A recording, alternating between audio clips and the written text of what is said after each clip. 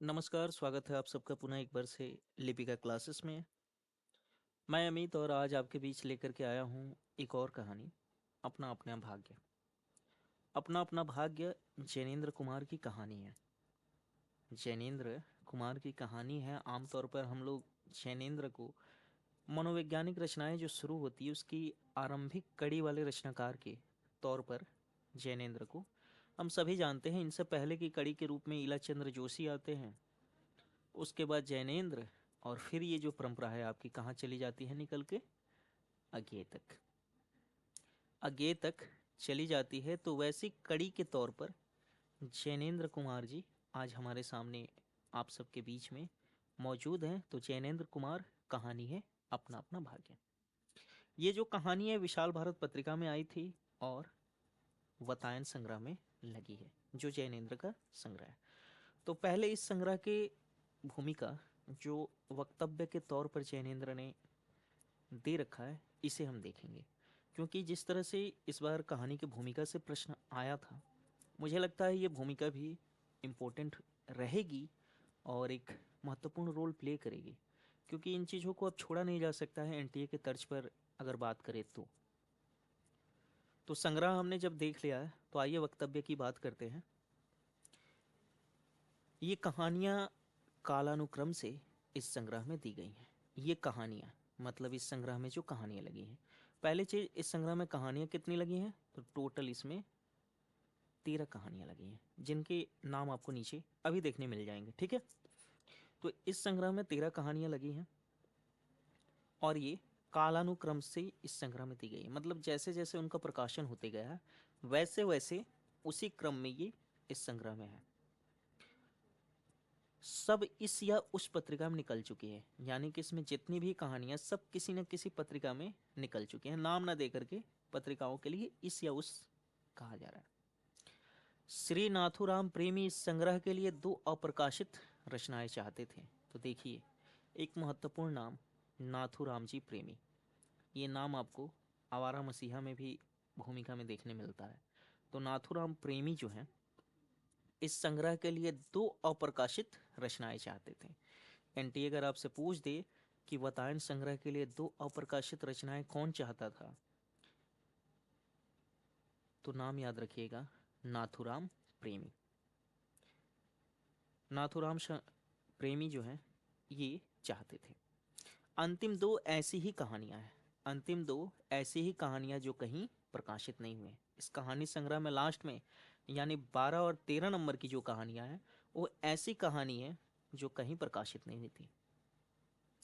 इनमें से अपना अपना भाग्य के लिए एक साहित्यिक सृजन का आभार मान लेना जरूरी है। कौन सी कहानी? अपना अपना भाग्य, जो आपके पाठ्यक्रम में लगी है। एक महत्वपूर्ण कहानी है अपना अपना भाग्य, जिसमें एक बच्चे के माध्यम से बातें कही जा रही हैं। क्या कही जा रही हैं ये तो कहानी में आपको दिखेगा। तो अपना अपना भाग्य के लिए एक साहित्यिक सज्जन का आभार मान लेना जरूरी है। किस साहित्यिक सज्जन का आभार मान रहे हैं नाम यहाँ पर स्पष्ट नहीं है। जिस तरह राग दरबारी की भूमिका में सिरलाल शुक्ल नाम को स्पष्ट नहीं करते हैं, वहीं पर जैनेन्द्र यहाँ पर स्पष्ट नहीं कर रहे हैं। खेद है कि उन्होंने अपना नाम जानने का अवसर नहीं दिया उन अशांत उन अशात नाम सदस्य ने मुझसे बिना पूछे इस कहानी के अंतिम भाग को बदल लिया। तो जिसका नाम यहाँ पर नहीं ले रहे हैं, उन्होंने क्या किया है तो अपना अपना भाग्य कहानी में कुछ बदलाव कर दिए हैं बिना लेखक से पूछने। कहते हैं जैनेन्द्र कि कुछ तो प्रकाशित हो जाने पर मैं लाचार हो गया, कुछ हुआ परिवर्तन मुझे रुचा भी। क्या कह रहे हैं कि एक तो कहानी जब प्रकाशित हो गई तो मैं भी थोड़ा सा लाचार हो गया। दूसरी बात क्या थी कि उन्होंने जो परिवर्तन किया था मुझे रुचा भी, मतलब कि मुझे अच्छा लगा। इसीलिए मैंने उसे कलम से फिर जहां तहां छू देने के बाद अपना लिया। आशा है उक्त सदस्य विश्वास करेंगे कि उनकी अयाचित और अनाधिकृत कृपा के लिए मैं उतना रुष्ट नहीं जितना अनुग्रहित हूँ। कह रहे हैं कि जिन्होंने ये कार्य किया है वो मुझ पे विश्वास कर सकते हैं कि मैं उनके इस कार्य से उन पे रुष्ट नहीं हूँ, उनसे नाराज नहीं हूँ, जबकि मैं उनके प्रति अनुग्रहित हूँ, यानी कि उनका आभार मानता हूँ। तो उनका भी आभार व्यक्त कर रहे हैं। प्रेमी जी का मुझ पर विशेष अनुग्रह है। उनके प्रति मैं जो भाव रखता हूँ उनको शब्दों में निकाल कर नहीं फेंक दूंगा। प्रेमी जी यानी कि नाथूराम प्रेमी। नाथूराम शर्मा शंकर जो आते थे, इनका प्रेमी नाम था, उपशीर्षक उपनाम था। तो उनके लिए यहाँ पर प्रेमी लिख रहे हैं कि इन पे इनके प्रति जो मेरे अंदर भाव है उसे मैं शब्दों में निकाल करके फेंकना नहीं चाहता हूँ। ये और तीन चार और अभी इतनी कहानियाँ लिखी है, इसीलिए कहानी विज्ञान और कहानी कला पर कुछ लिखने में मुझे तनिक देर है। कह रहे हैं कि तीन चार और अभी मतलब ज़्यादा कहानियाँ मैंने नहीं लिखी हैं, इसीलिए मैं कहानी विज्ञान और कहानी कला पर ज़्यादा बात नहीं करना चाहता हूँ। कहानी विज्ञान और कहानी कला पर कुछ लिखने में मुझे अभी देर लगेगी, क्योंकि मैंने अभी तो तीन चार ही कहानियाँ लिखी हैं। थोड़ा ज़्यादा लिख लूँ, आगे बढ़ जाऊँ, तब इस क्षेत्र पर भी बात करूँगा। स्पेशल जेल गुजरात, 3 मार्च 1931 का समय है। गुजरात के स्पेशल जेल का यहाँ पर समय दे रखा है 3 मार्च 1931। जैनेन्द्र कुमार। वातायन संग्रह 1931 में आता है और इसी में अपना अपना भाग्य जो है संकलित है। इसमें कुल कितनी कहानियाँ हैं? तो 13 कहानियाँ। वातायन संग्रह 1931 और इसमें कुल 13 कहानियाँ। ये लीजिए, जो आप लोग हाईलाइट करते हैं, किताबों को रंगते हैं, मैंने भी रंग दिया है।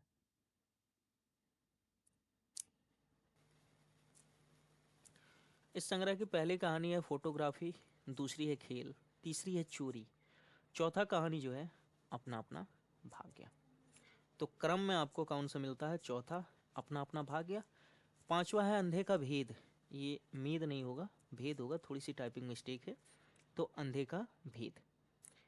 छठा है दिल्ली में आतिथ्य, व्याह, निर्मम, साधु की हट और चलिचित 11। दो अन्य जो अप्रकाशित कहानियाँ रहती हैं उसमें आप इनको ले लीजिएगा, तमाशा और भाभी।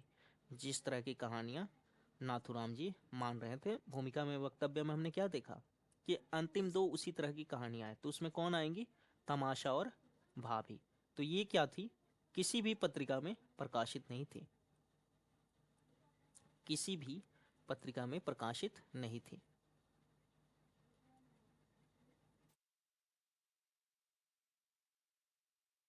ठीक है, समझ लीजिएगा, थोड़ा सा स्मार्ट पेन नहीं है जिसके कारण ये दिक्कत है। विशाल भारत पत्रिका में 1929 ईस्वी में अपना अपना भाग्य कहानी प्रकाशित हुई थी। ये शुरुआत में मैंने बताया था, यहाँ पर समय भी आपको मिल जाता है कि ये कहानी कहाँ प्रकाशित हुई। तो विशाल भारत पत्रिका में। विशाल भारत पत्रिका आप सभी जानते हैं। तो विशाल भारत पत्रिका कौन निकालते थे? कलकत्ता से निकलती थी, और इसके संपादक कौन थे ये आपको कमेंट में बताना है। तो विशाल भारत पत्रिका 1929 में ये कहानी लिखती है। कहानी की शैली क्या है? तो मैच शैली है, और कहानी में जगह जगह आपको संवाद भी देखने मिलेगा। तो मैच शैली की कहानी है, ठीक है। कहानी कैसी है? मैच शैली की कहानी है। और अब आप आइए कहानी पर। तो वक्तव्य में हमने जो चीज़ें देखी उसमें आपको याद रखना है, दो लोगों को वहाँ पर आभार व्यक्त करते हैं, एक नाथूराम प्रेमी और दूसरे वो व्यक्ति हैं जिन्होंने अपना अपना भाग्य कहानी में कुछ परिवर्तन किया। उनका नाम जैनेन्द्र ने नहीं दे रखा है, ठीक है। तो यहाँ तक बात क्लियर है। संग्रह में कुल 13 कहानियाँ हैं। विशाल भारत पत्रिका में आती है। वातायन संग्रह है। कहानी प्रकाशित होने का समय 29 है और संग्रह का समय 31 है। टोटल 13 कहानियाँ हैं, जिसमें दो अप्रकाशित कहानियाँ जो रहती हैं लास्ट वाली, तमाशा और भाभी। तो ये आपका क्रम जो है यहाँ पर पूरा का पूरा मिल जाता है। आगे अब देखिए, अपना अपना भाग्य कहानी जो है, बहुत कुछ निरुद्देश्य घूम चुकने पर हम सड़क के किनारे की एक बेंच पर बैठ गए। बहुत कुछ निरुद्देश्य यानी बिना उद्देश्य के कोई घूम रहा है। कौन कौन घूम रहे हैं इसका भी जिक्र नहीं है। नैनीताल की संध्या धीरे धीरे उतर रही थी। नैनीताल शहर का जिक्र आ रहा है। तो नैनीताल की संध्या धीरे धीरे उतर रही थी, यानी धीरे धीरे संध्या हो रहा था।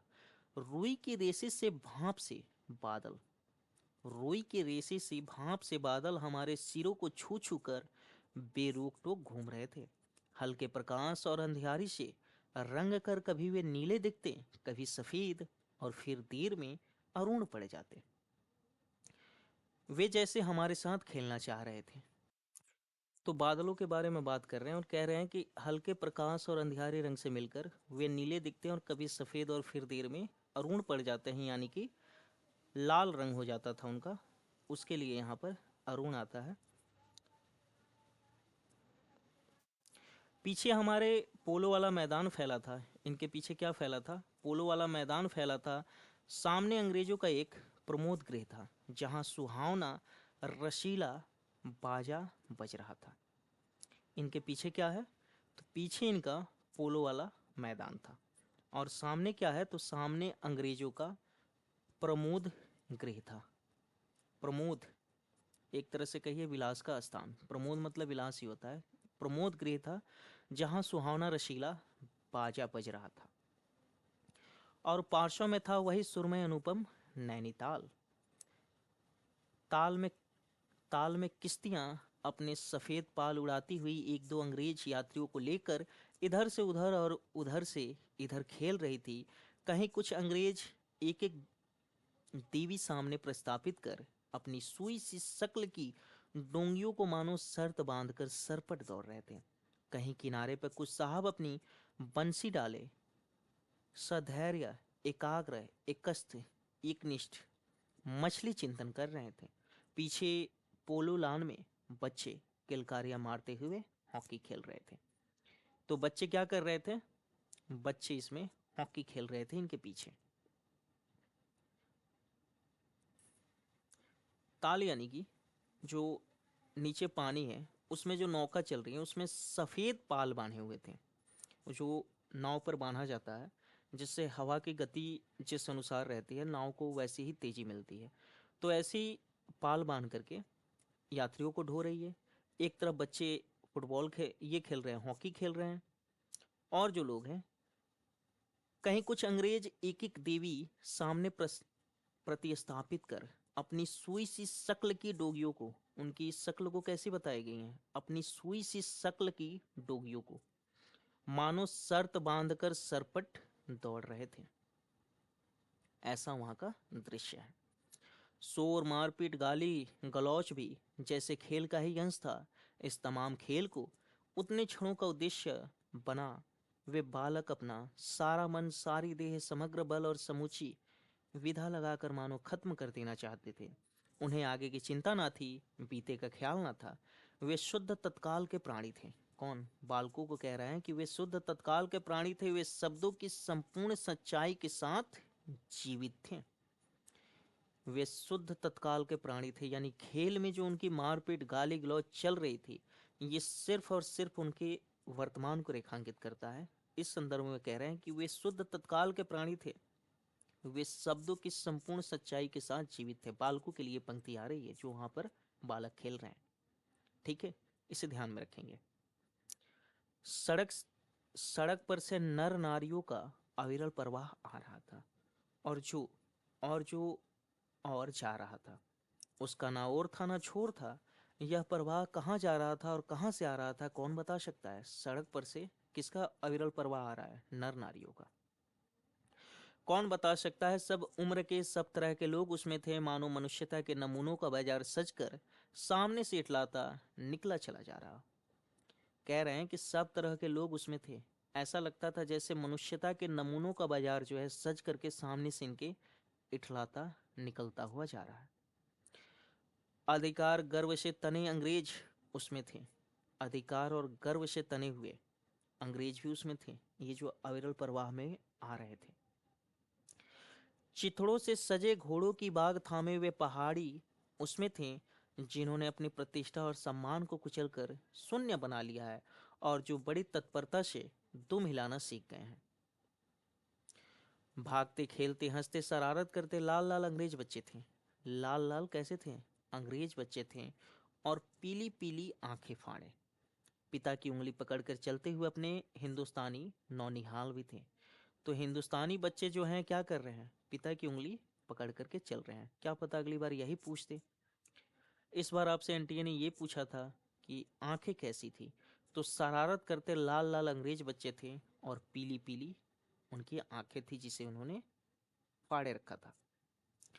पिता की उंगली पकड़कर चलते हुए अपने हिंदुस्तानी नौनिहाल भी थे, यानी हिंदुस्तानी जो बच्चे हैं पिता की उंगली पकड़कर चल रहे हैं, हिंदुस्तानी नौनिहाल। अंग्रेज पिता थे जो अपने बच्चों के साथ भाग रहे थे, हंस रहे थे और खेल रहे थे। उधर भारतीय प्रीतदेव भी थे जो बुजुर्गों की तरह, जो बुजुर्गी को अपने चारों तरफ लपेटे धन संपन्नता के लक्षणों का प्रदर्शन करते हुए चल रहे थे। एक तरफ अंग्रेज पिता हैं, दूसरी तरफ भारतीय पिता हैं। दोनों की यहाँ पर तुलना की गई है कि जहाँ अंग्रेजों के बच्चे भाग रहे हैं, खेल रहे हैं, शरारत कर रहे हैं, वहीं भारतीय पिता का जो पुत्र है वो क्या कर रहा है, पिता की उंगली पकड़ के चल रहा है, एक तरह से सभ्य बन के। अंग्रेज पिता थे जो अपने बच्चों के साथ भाग रहे हैं, हंस रहे हैं, खेल रहे हैं, वहीं भारतीय एक पिता है जो अपने बच्चे के साथ हंस नहीं रहा, खेल नहीं रहा, बुजुर्गी को अपने चारों तरफ लपेटे। बुजुर्गी यानी एक तरह के प्रौढ़ता को अपने चारों तरफ उसने लपेट रखा है, मैच्योरिटी जिसे आप कहते हैं। इनका बाल्यपन खुल गया है। आज भी आप देखिएगा जहाँ पे भारत में ऐसे पिता मिल जाएं जो अपने बच्चों के साथ घुलते मिलते हैं, तो वहाँ पे लोग कहते हैं अरे ये किस तरह की चीज़ है, इसने बहुत छूट दे रखा है, या तरह तरह की चीज़ें जो हैं होने लगती हैं। तो यहाँ पर लेखक उस पर बात कर रहे हैं कि ये भारतीय पिता हैं जो अपनी धन संपन्नता के लक्षणों का प्रदर्शन करते हुए चल रहे हैं। अपनी कुल प्रतिष्ठा, धन संपन्नता यानी अपनी कुल प्रतिष्ठा। धनी तो खैर ये अंग्रेजों से ज़्यादा थी ही नहीं, और अंग्रेजों के रहते भारत में कोई उनके सामने कुछ था ही नहीं। तो ये लक्षणों का प्रदर्शन करते हुए चल रहे थे। अंग्रेज रमणियाँ थी जो धीरे धीरे नहीं चलती थी, तेज चलती थी, उन्हें ना चलने में थकावट आती थी। अंग्रेज रमणियाँ यानी अंग्रेज जो स्त्रियाँ थीं वो धीरे नहीं चलती थी, तेज चलती थी, और अगर वो तेज ना चले तो थक जाती थी। ना हंसने में मौत आती थी, कसरत के नाम पर घोड़ों पर बैठ सकती थी, और घोड़े के साथ ही साथ जरा जी होती ही किसी हिंदुस्तानी पर कोड़े भी फटकार सकती थी। तो अंग्रेज स्त्रियां ऐसी थी जिनको अगर बैठने कह दीजिए तो वो थकने लगे, आलस्य का बोध होने लगे उनमें। काम करते रहना, काम करते रहना, हर चीज़ में लगे रहना। कह रहे हैं कि कसरत के नाम पे ये घोड़े पे बैठते थे, और उससे भी नहीं होता था तो किसी हिंदुस्तानी को कोड़े से उठा करके फटकार सकती थी। वे दो दो तीन तीन चार चार की टोलियों में निशंक निरापाद इस प्रवाह से मानो अपने स्थान को जानती हुई सड़क पर चली जा रही थी। अंग्रेज जो स्त्रियां हैं, कितनी की टोली में, कोई दो का गुट है, किसी का तीन का, किसी का चार का, ऐसी टोलियां हैं, और उनमें ये घूम रही हैं। तो अंग्रेज स्त्री के संबंध में क्या क्या बातें कह रही हैं। पहली, तेज चाल से वो चलती थी, अगर वो धीरे चले तो थक जाएगी। हंसने में उनको मौत नहीं आती थी, खुल करके हंसती थी। भारतीय स्त्री को आप देखिएगा तो हंसती नहीं है, क्योंकि जैसे ही हंसेगी, अभी अभी मैंने लाल पान की बेगम कहानी पढ़ी है, आप लोग सुन भी रहे होंगे, तो लाल पान की बेगम कहानी में देखिएगा चंपिया के हंसने पर या किसी तरह के अन्य गतिविधियों पर वहाँ पर एक कथन आता है कि उसकी माँ जो है उसको बेलजी कहती है। तो एक ये कारण था कि भारतीय स्त्री जो है हंसती नहीं है, लेकिन एक अंग्रेज रमणी खुल करके हंसती है। एक अंग्रेज स्त्री अच्छे से हंसती है और हर तरह के कार्यों में स्वतंत्र है। उधर हमारी भारत की कुल लक्ष्मी है, सड़क के बिल्कुल किनारे दामन बचाती और संभालती हुई साड़ी के कई तहों में सिमट सिमट कर लोक लाज, अस्तित्व और भारतीय गरिमा के आदर्श को अपने परिवेष्टनों में छिपाकर सहमी सहमी धरती को आंखें गाड़े कदम बढ़ा रही थी। तो एक तरह से देखिए, ऊपर से हम जहां से ये पैरा शुरू किए हैं, भारतीय परिवारों अंग्रेज परिवारों की तुलना प्रस्तुत हो रही है।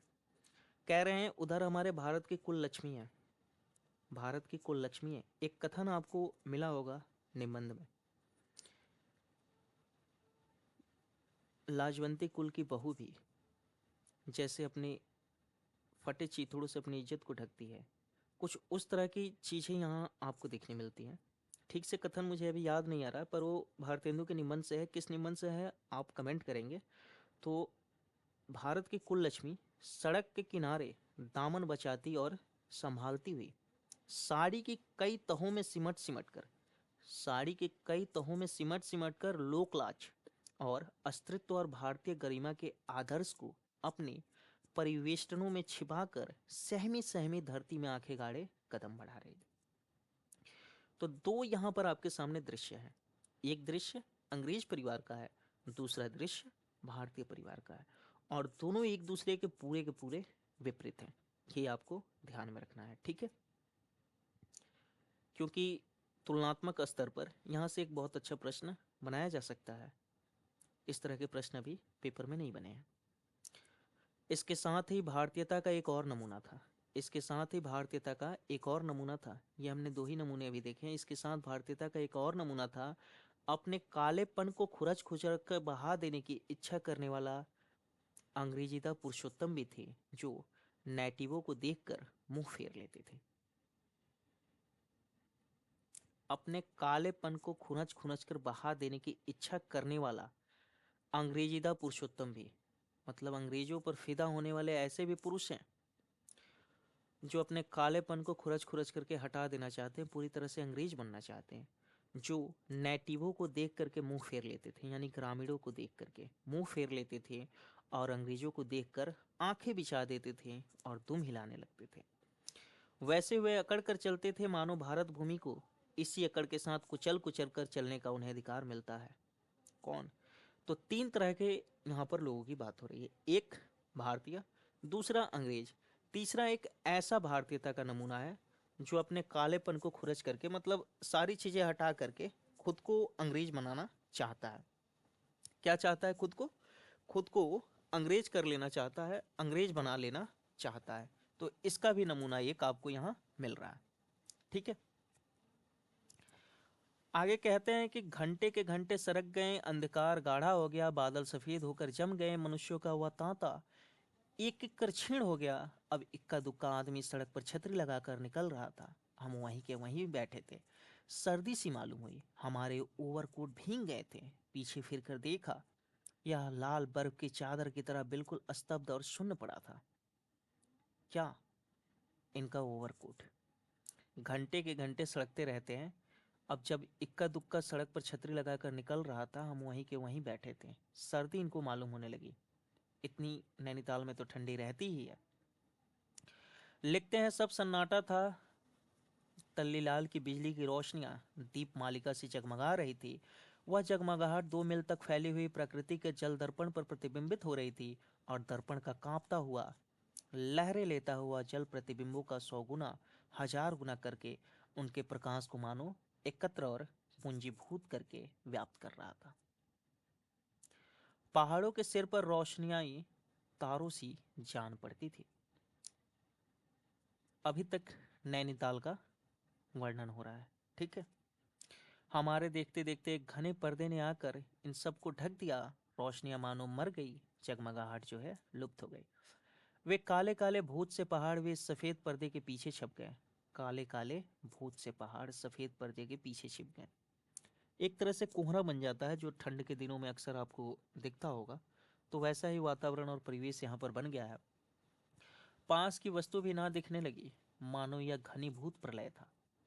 सब कुछ इस घनी गहरी सफेदी में दब गया। एक शुभ्र महासागर ने फैलकर संस्कृति के सारे अस्तित्व को डुबो दिया। ऊपर नीचे चारों तरफ हुआ निर्भेद सफेद शून्यता ही फैली हुई थी। चारों तरफ हुआ निर्भेद सफेद शून्यता ही फैल गई थी। एकदम सपाट कहिए या साफ सफाई वाली शून्यता, कहीं कुछ नहीं। ऐसा घना कोहरा हमने कभी न देखा था।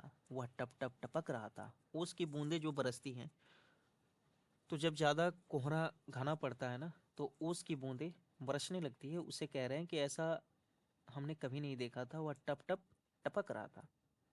मार्ग अब बिल्कुल निर्जन चुप था। एकांत पड़ चुका था मार्ग। जिस रास्ते पर अभी थोड़ी देर पहले लोगों को घूमते देखा जा रहा था, वह अब निर्जन है।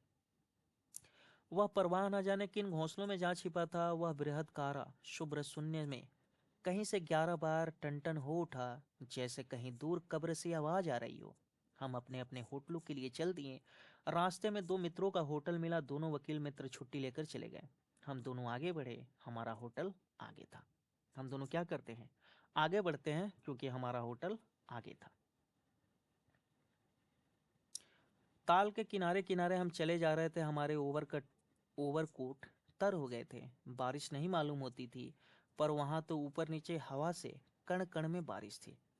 सर्दी इतनी थी कि सोचा कोट पर एक कंबल और होता तो अच्छा होता। इतनी कड़ाके की ठंड थी।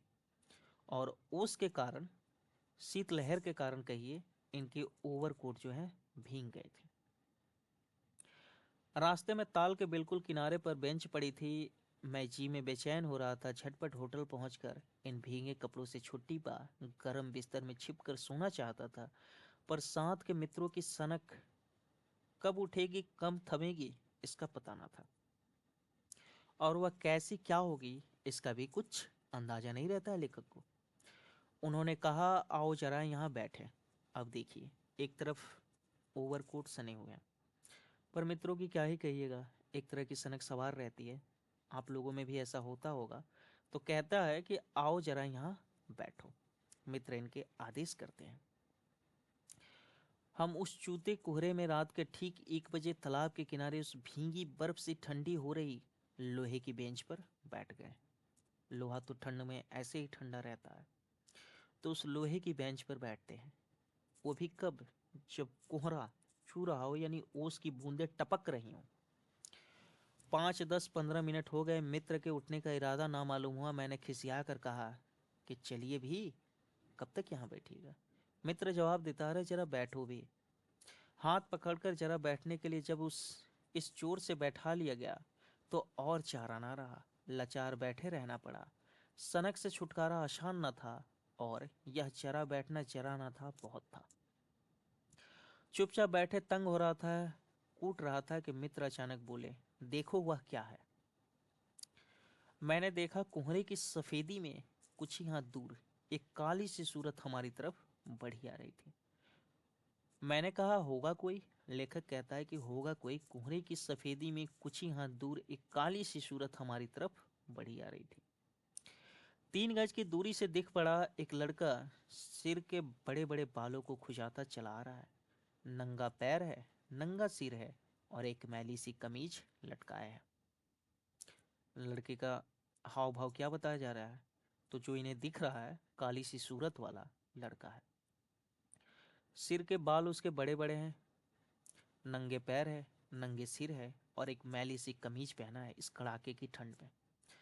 पैर उसके ना जाने कहाँ पड़ रहे हैं, और वह ना जाने कहाँ जा रहा है, कहाँ जाना चाहता है। उसके कदमों में जैसे कोई ना अगला है ना पिछला है, ना दाया है ना बाया है। मतलब जिस तरह ये लोग निरर्थक घूम रहे थे, उसी तरह एक बालक भी ने दिख गया है, जो कहाँ जाना चाहता है, कहाँ जा रहा है, कोई निर्धारित नहीं है। पास की चुंगी के लालटेन के छोटे से प्रकाश वृत्त में देखा, कोई 10-12 वर्ष का होगा। लड़की की उम्र कितनी बताई जा रही है? कोई 10 या 12 का होगा, इसके बीच का ही होगा।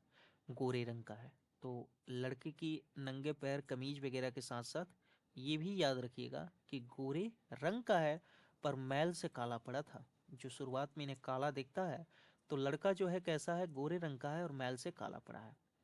आंखें अच्छी, बड़ी पर रूखी हैं। माथा जैसे अभी से झुर्रियां खा गया है। वह लड़के का माथा कैसा है, तो अभी से झुर्रियों को जैसे उसका माथा खा चुका है। वह हमें न देख पाया। वह जैसे कुछ भी नहीं देख रहा था, न नीचे की धरती, न ऊपर चारों तरफ फैला हुआ कोहरा, न सामने का तालाब, और न बाकी दुनिया। वह बस अपने विकट वर्तमान को देख रहा था। लड़का कुछ नहीं देख रहा है कि कोहरा फैला है या ठंड है या कुछ क्या फैली है। उसके सामने सिर्फ वर्तमान है। जैसे वो बच्चे थे ना ऊपर, जो खेलते समय सिर्फ तत्काल को देख रहे थे, उसमें जो गाली गलौज कर रहे थे, या खेल की भावना में जो भीतर तक घुसे थे, सिर्फ उसे देख रहे थे। उसी तरह ये एक ऐसा बालक है जो सिर्फ अपने वर्तमान को देख रहा है। ठंड वगैरह बाकी चीजों का इस पे कोई आवाज ही नहीं है। तभी लेखक के मित्र ने आवाज दी, ऐ। उसने जैसे जाग कर देखा और पास आ गया। मित्र पूछता है, तू कहाँ जा रहा है? उसने अपनी सूनी आंखें फाड़ दी। दुनिया सो गई है, तू ही क्यों घूम रहा है? मित्र का प्रश्न रहता है कि दुनिया सो गई है, तू क्यों घूम रहा है? बालक मौन मुख, फिर भी बोलता हुआ चेहरा लेकर खड़ा रहा। बालक तो चुप है, लेकिन उसका चेहरा बहुत कुछ बोल रहा है। मित्र पूछता है, कहाँ सोएगा? बालक कहता है, यहीं कहीं। मित्र फिर पूछता है, कल कहाँ सोया था? बालक का उत्तर, दुकान पर। आज वहां क्यों नहीं सोएगा? बालक जवाब देता है कि नौकरी से हटा दिया। मित्र पूछता है क्या नौकरी थी? तो नौकरी देखिए, सब काम करना था, 1 रुपया मिलता था और जूठा खाना। तो बालक की नौकरी क्या थी? सारे काम करो, 1 रुपया मेहनत आना और जूठा खाना। मित्र पूछता है फिर नौकरी करेगा? बालक जवाब देता है हाँ। बाहर चलेगा? हाँ। आज क्या खाना खाया? लड़का कहता है आज कुछ नहीं खाया। मित्र पूछता है अब खाना मिलेगा? बालक कहता है नहीं मिलेगा। मित्र कहते हैं यूं ही सो जाएगा? बालक कहता है हाँ। मित्र फिर पूछते हैं कि कहाँ सोओगे? बालक जवाब देता है यहीं कहीं सो जाऊंगा, और कहाँ सोऊंगा? मित्र कहता है इन्हीं कपड़ों में, क्योंकि ठंड बहुत जोर की थी। बालक फिर आंखों से बोलकर मुख खड़ा रहा, आंखें मानो बोलती थी, यह भी कैसा मूर्ख प्रश्न है। बालक की आंखें क्या बोलती थी? यह भी कैसा मूर्ख प्रश्न है जो मित्र इनसे कर रहा है कि इसी कपड़े में, क्योंकि उसके पास है ही नहीं कुछ। मित्र फिर प्रश्न करता है माँ बाप है? बच्चे का जवाब रहता है हाँ। पूछता है कहाँ? तो 15 कोस दूर गांव में। तो बच्चे के माँ बाप कहाँ रहते थे? तो इससे 15 कोस दूर, तो शहर से 15 कोस दूर गांव में रहते थे। ये आपके लिए महत्वपूर्ण है, ध्यान में रखिएगा। मित्र कहता है तू भाग के आया है? बालक का जवाब रहता है हाँ। मित्र पूछता है क्यों? बालक कहता है मेरे कई छोटे भाई बहन हैं, सो भाग आया। वहां काम नहीं, रोटी नहीं, भाप भूखा रहता था। अगर आपसे पूछा जाए कि अपना अपना भाग्य कहानी का जो बालक है, बच्चा है, घर से क्यों भागा था, तो ध्यान में रखिएगा क्या, कि उसके घर पर वहाँ कोई काम नहीं है, रोटी नहीं मिलती थी, बाप जो है इसका भूखा रहता था और मारता भी था, माँ भी भूखी रहती थी और माँ क्या करती थी, रोती थी, सो भाग आया। एक साथी और था उसी गांव का, मुझसे बड़ा था, दोनों साथ यहाँ आए, वह अब नहीं है। तो एक अपने मित्र को लेकर के ये साथ में आया रहता है। मित्र की मृत्यु हो चुकी है। दोस्त पूछता है कि वो जिसे तुम साथ लेके आए थे वो कहाँ गया? बालक कहता है मर गया। मित्र कहता है मर गया? प्रश्न करता है मर गया? बालक कहता है हाँ साहब ने मारा और मर गया। मित्र कहता है अच्छा हमारे साथ चला। बालक को कहता है हमारे साथ चल। वह साथ चल दिया। लौट कर हम वकील दोस्तों के होटल में पहुंचे। लौट के ये कहाँ पहुंचते हैं? तो एक वकील दोस्त है इनका, उसके होटल पर पहुंचते हैं और कहते हैं वकील साहब। वकील लोग होटल के ऊपर के कमरे से उतर कर आए। कश्मीरी दुशाला लपेटे थे, मोजे चढ़े पैरों में चप्पल थी। क्या लपेटे थे वकील? कश्मीरी दुशाला, और मोजे इनके पैरों में चढ़े थे। मोजे चढ़े थे और पैरों में चप्पल पहनी थी। स्वर में हल्की सी झुंझलाहट और लापरवाही थी।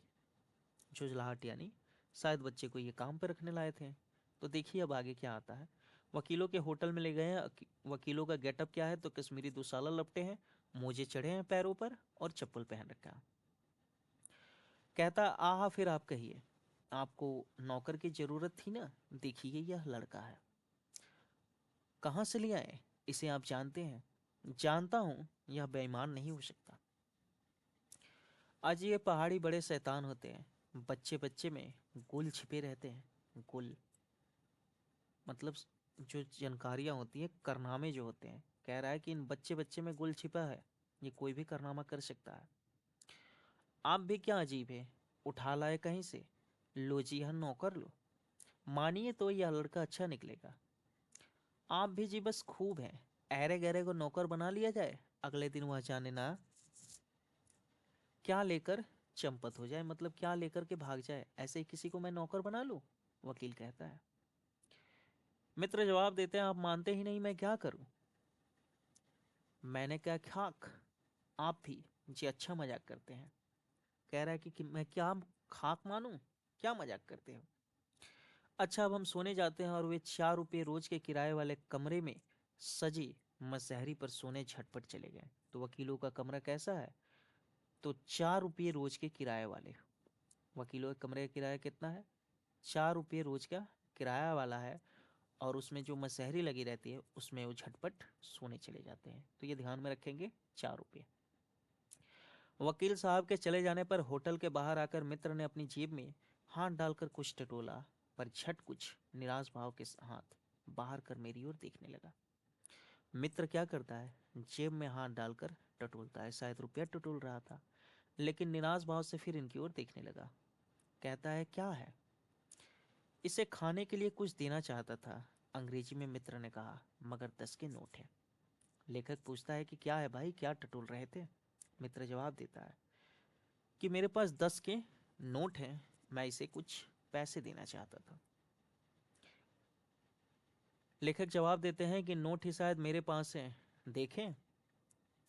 सचमुच मेरे पॉकेट में भी नोट ही थे। हम फिर अंग्रेजी में बोलने लगे। लड़के के दांत बीच बीच में कटकटा उठते थे, कड़ाके की सर्दी थी। मित्र ने पूछा, तब? मैंने कहा, 10 का नोट ही दे दो। सक पकाकर मित्र मेरा मुंह देखने लगे। अरे यार, बजट बिगड़ जाएगा।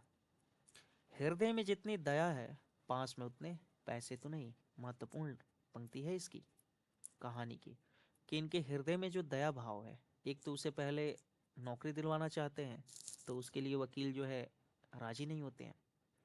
तो कह रहा है, हृदय में हमारे तो दया है, पर पास में पैसे ही नहीं है कि हम इसे कुछ दे सकें या कुछ कर सकें। तो जाने दो, यह दया ही इस जमाने में बहुत है, मैंने कहा। लेखक कहते हैं मित्र से कि जाने दो यार, ये दया ही जो हमारे पास है इस जमाने में बहुत है, क्योंकि आजकल दयालु लोग भी नहीं मिलते। मित्र चुप रहे, जैसे कुछ सोचते रहे, फिर लड़के से बोले, अब आज तो कुछ नहीं हो सकता, कल मिलना। वह होटल डी पब जानता है, वहीं कल 10 बजे मिलेगा। हाँ। कुछ काम देंगे हजूर? हाँ हाँ, ढूंढ दूंगा। तो कहाँ बुलाता है? होटल का जिक्र आ रहा है, डी पब।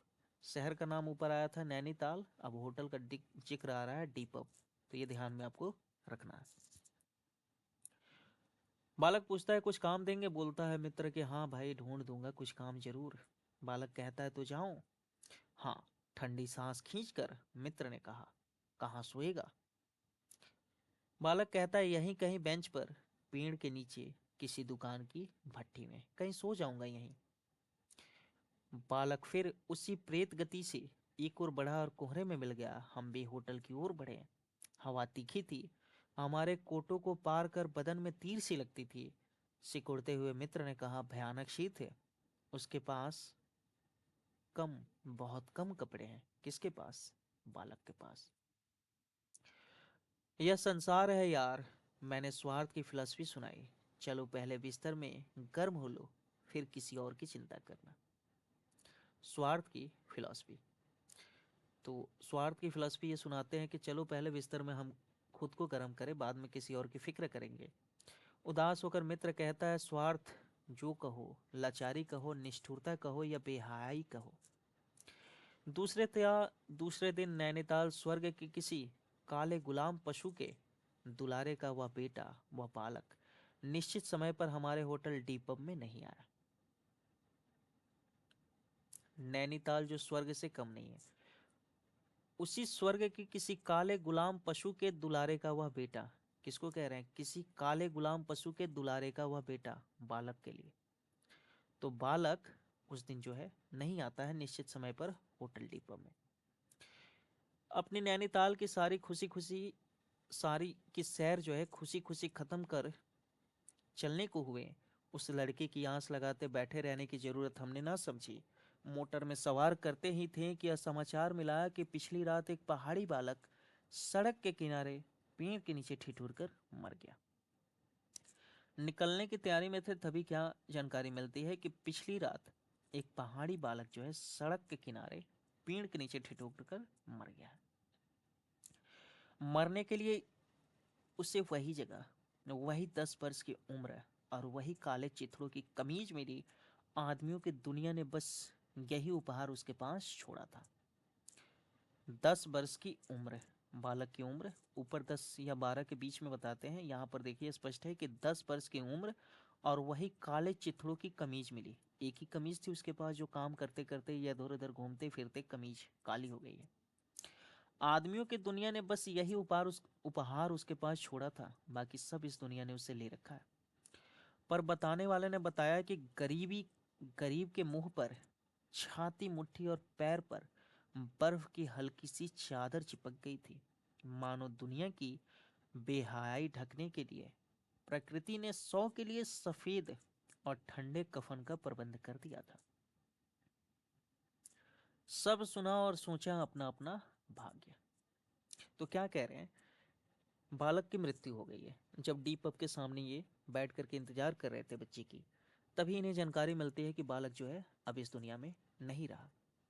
अंतिम जो पंक्तियां हैं बड़ी ही मार्मिक पंक्तियां हैं कि मरने के लिए उसे यही 10 वर्ष की उम्र, वही काले चिथड़ों की कमीज मिली। और साथ ही जो अगली पंक्ति है, कफन जो हमारे में दिया जाता है सादे कलर का कफन, इस ये कफन उसे कहाँ से नसीब होता। तो इस कफन की और दुनिया की ये बेहयाई को ढकने के लिए जो कोहरा पड़ रहा था, उस कोहरे ने उसके ऊपर सफेद और ठंडे कफन का प्रबंध कर दिया है। बर्फ की एक चादर में बालक जो है पूरी तरह से ढका हुआ है, जिसके कारण उसकी कफन की समस्या यहाँ पर हल हुई। तो इसमें हमने क्या देखा है, बचपन। आमतौर पे बाल मजदूरी को भारत में प्रतिबंधित किया जाता है, पर अभी भी आप देखेंगे कि कई जगह होटल वगैरह में छोटे छोटे बच्चे जो हैं चाय का ग्लास उठाते दिख जाते हैं। तो ये एक ऐसे ही बच्चे की कहानी है जो घर से भाग आया है, पिता से प्रताड़ित होकर के या अपने घर में मार खा करके वहाँ से भाग के आया है एक अच्छे जीवन की तलाश में। और शहर की बेहयाई में क्या होता है, पहले इसका मित्र फिर ये बच्चा मर जाते हैं। तो यहाँ पर आपको दो चीज़ें दिखाया गया है। पहले जो शुरुआत में दिखाया गया है अंग्रेज बच्चे और भारतीय बच्चे, तो भारतीय बच्चों के इन दुर्गति का एक कारण था भारतीयों के अंदर जो उनका स्वभाव रहता है, जिसको वहाँ पर धन से जोड़ रहे हैं कि भारतीय पिता जो है अपने आप में ही फूल रहे हैं, भारतीय नारी जो है कैसे संकुचित और संकुचा करके चल रही है, कैसे अपने दामन को बचा रही है। तो उसका एक प्रभाव बच्चों पर भी पड़ता था, जिसके कारण ये बच्चा जो है घर से भाग के आता है। अगर इसका पिता कुछ करता या इसके साथ मेल जोल से अच्छे से रहता, जैसे एक अंग्रेज पिता रह रहा था अपने बच्चे के साथ, तो मैं ये मानता हूँ कि ये बालक जो है घर से भाग करके नहीं आया रहता। ये बालक जो है घर से भाग करके नहीं आया रहता। तो ये कहानी हमें सोचने पर तो मजबूर करती है, बहुत कुछ सोचने पर मजबूर करती है। और सच कहूँ तो आज भी जो है नियम तो बन चुका है कि 14 या शायद 16 वर्ष का नियम है कि इससे कम के बच्चे कहीं काम नहीं करेंगे। पर आज भी आप देखिएगा 10 या 12 वर्ष के बच्चे आसानी से काम करते, ट्रेनों में आपसे रुपये पैसे मांगते दिख जाते हैं। तो ये कुछ ऐसी चीज़ें हैं जो आज भी वर्तमान में आपको प्रासंगिक हैं और इन सब चीज़ों को सोचने पर मजबूर करती है, ऐसे विषयों पर सोचने पर मजबूर करती है। तो ये जैनेंद्र का कहानी था अपना अपना भाग्य, जो आपने सुना। कैसी लगती है आपको ये कहानी, ज़रूर कमेंट करिएगा, हमें आपके कमेंट का इंतज़ार रहेगा। और साथ ही अगर आप नए हैं तो इसे सब्सक्राइब करिए, शेयर करिए, ठीक है।